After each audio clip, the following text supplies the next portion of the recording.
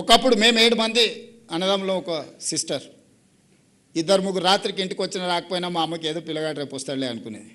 ఇప్పుడు మీకు ఉన్నది ఒకడే పిల్లగాడు, వాడు 5 నిమిషాలు రాకపోతే మీరు ఎంత హైరాణ పడుతున్నారో మీరు చూస్తలేరా? 2 పిల్లలు రేర్, 90% మేమిద్దరం మాకొక్కరు అనే స్లోగన్ వచ్చింది. మరి ఆ పిల్లల మీద మనం ఇంత ఫోకస్ పెడుతున్నప్పుడు వాడిని తీసుకొని పోయి హాస్టల్లో వేసినాం అనుకో, హాస్టల్లో పిల్లల్ని జమ చేసిన తర్వాత ఇంట్లో చిన్న చిన్న సమస్యలు కూడా భార్యాభర్తల మధ్యలో మనస్పర్ధలు తీసుకొస్తాయి. పిల్లలు ఉంటే kids and pets are stress busters.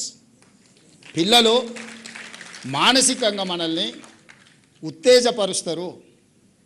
పిల్లలు ఉండడం వల్ల భార్యాభర్తల మధ్యలో కీచులాటలు తక్కువ ఉంటాయి. ఇంటి ఆయన కూడా సాయంత్రం తొందరగా ఇంటికి వస్తాడు. అదే పిల్లల్ని హాస్టల్లో వేస్తే ఏదో ఒక ఇష్యూ చిన్నదో పెద్ద అంతా నేనైతే మిడిల్ క్లాస్, 90% మీరు ఉన్న వాళ్ళు అందరూ మిడిల్ క్లాసే.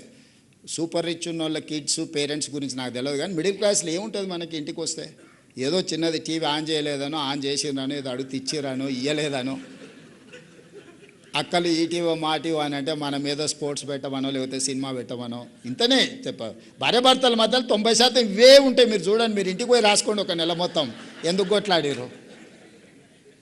ఇంతమించి ఏముంటుంది? ఏమో మనకేమో 100 ఎకరాల భూములు ఉన్నాయి, దాన ధర్మాలు చేస్తున్న దాని మీద కొట్లాడతామా, లేకపోతే వజ్రాలు ఉంటే రోడ్డు మీద ఇసిరేస్తున్నాం అని కొట్లాడుకుంటే ఏముంటుంది? ఇవాళ మనం ఏదో చికెన్ వండమంటే లేదు వంకాయ వండితే సర్దుకో అంటుంది.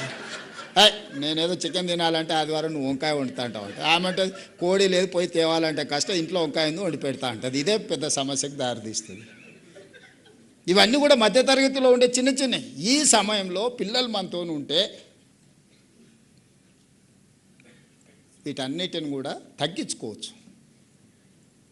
అందుకే నేను ఉదయం బ్రేక్ఫాస్ట్, మధ్యాహ్నం లంచ్ పెట్టి పిల్లల్ని సాయంత్రం ఇంటికి పోతే పేరెంట్స్తో ఉంటే ఒక హ్యూమన్ టచ్ ఉంటుంది, మానవ సంబంధాలు ఉంటాయి. తల్లిదండ్రుల పట్ల పిల్లలకు ప్రేమ ఉంటుంది. మా అమ్మ నా కోసం కష్టపడుతుంది, నేను సాయంత్రం ఇంటికి వచ్చే లోపల రొట్టె చేసి పెట్టిందో లేకపోతే మిరపకాయ బజ్జీ చేసి పెట్టిందో అని వాడికి ఒక అటాచ్మెంట్ ఉంటుంది. హోటల్లో తింటూ మోటార్లో వండుకుంటామంటే ఏముంటుంది? Mechanical life. నేను ఆ మధ్యలో ఎప్పుడో నవ్వుకుంటా చెప్పిన పాసింగ్ రిమార్క్ కింద, చిన్నగా ఉన్నప్పుడు పిల్లల్ని మనం హాస్టల్లో చేరుస్తామే, వాళ్ళు పెద్దగా అయినాక మనల్ని ఓల్డ్ ఏజ్ హోమ్లో వాళ్ళు చేస్తారు. ఇంకెక్కడుంది మానవ సంబంధాలు?